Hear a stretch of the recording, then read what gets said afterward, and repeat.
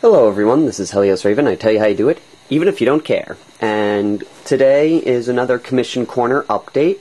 First and foremost, I hope those who watched the battle report enjoyed it. As you can see, I got a new channel that I'm going to be affiliated with. I'm going to post a video concerning that at the same time as I post this one, so I'm not going to really talk about that here. I got my own other video that's going to talk about that. But today is a Commission Corner update on Apollo. And this is what I have done so far on Apollo. And, it actually came out a lot better than I was expecting. I do have, as you can see here, here's Helios's hips. This is just to show just how much different variety of poses are possible with this set. And as you can see, you can go from real standard to these dramatic poses throughout the whole thing. And, we got the different plates and all that. And it's also to show, the similarities between the two Titans that I'm going for in this. As you can see, I've got, it's the silver and, silver gold, so they kind of contrast each other, but in the sense almost look the same. There's the silver on the Imperial Eagles on Helios, where it's brass on Apollo, and Apollo's got the silver lining, Helios has got the brass lining and all that. And so this is all of him completed so far is the legs. Going to a little bit more in-depth here is probably the trickiest part about this was doing the metal, because I had to create my own paint color for it with my own mixing jar to create what I've been calling Black Bolt, because it uses Chaos Black and Bolt Gun Metal. And then, so that was a little tough. It's not completely the same as the metal on Apollo's feet that Keeper the Fortress painted, but it's so close you'll probably never notice the difference. But I tried, I did the Mechanicum symbol on the pistons here to match up with Helios as well. I put on this little leg piece, it says Apollo 1230, which is this Titan's issue number from Forge World. And his leg pose setup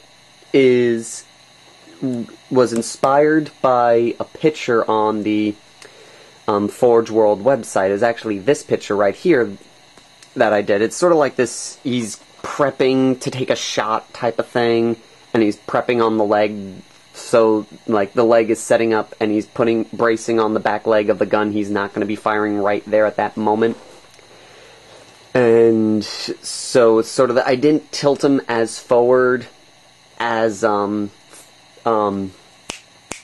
Forge World, does, because that whole tilting thing, I don't really like it, mainly because then it kind of forces you to put him on a stand, because he's just going to go plop forward. I just see it happening.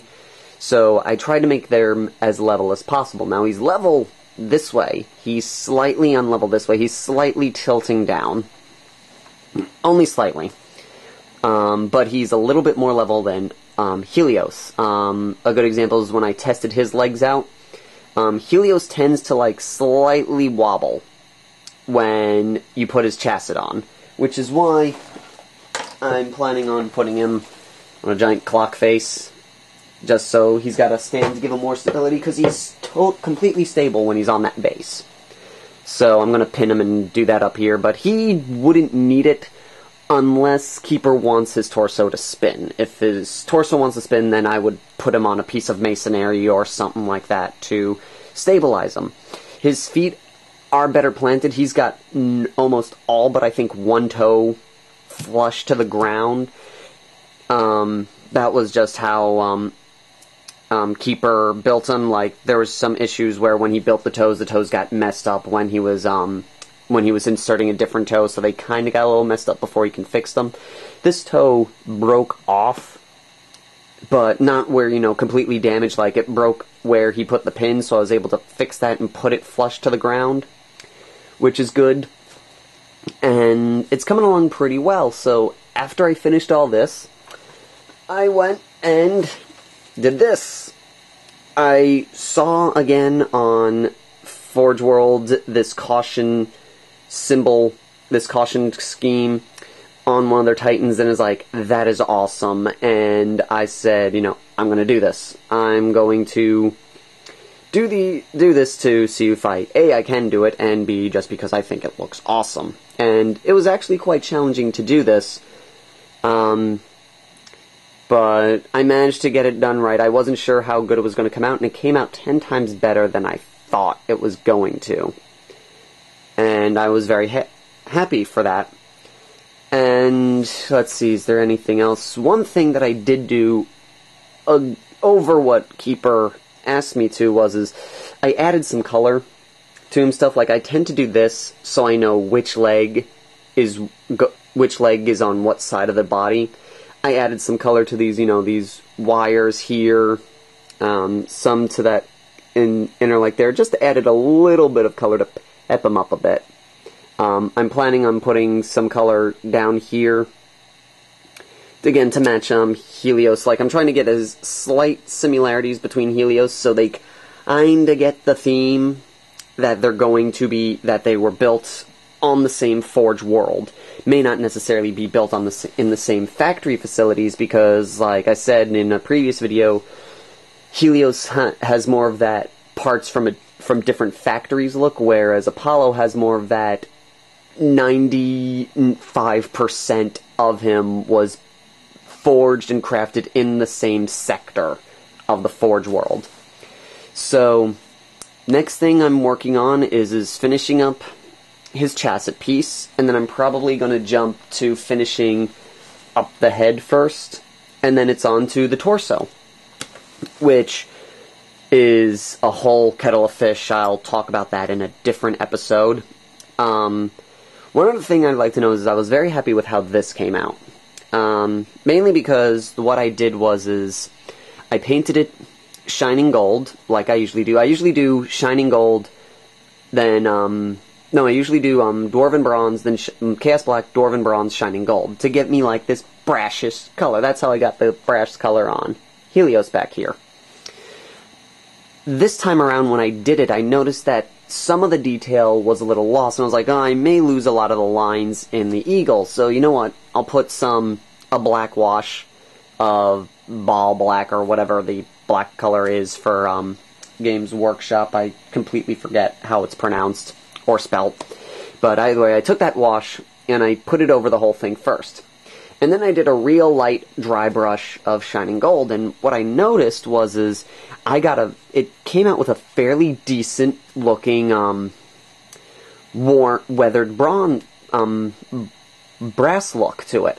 And I was just so shocked about that, because I wasn't expecting that kind of result from such an effect. And so it's really interesting how not only am I learning a little bit of tactic with building Titans a little bit more, whether I'll actually need that info or not is a whole other question, but I kind of learned, that, and I learned this new trick that I might apply to when I do another army, apply that to their brass look, because I try to do the same paint sequences throughout the armies, no matter what new paint technique I learn. I try to keep it the same throughout, so one model doesn't stand out as a better paint job than the others. I try to simulate it. So, in essence, if I look back on my army and go, oh, wow, I should have done it this way, I still follow the old formula just for consistency's sake.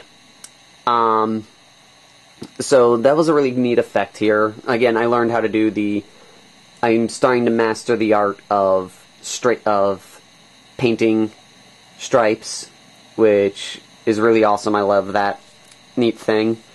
And yeah, so the only other thing that's left is to do a little bit of detail work in the skull area here. And I can dub this done, do some add the highlights. I do all the highlights later, after the fact. And then seal him, and he'll be all set. And so I'm gonna not waste any more time on that. So, until next time, this is Helios Raven, signing off.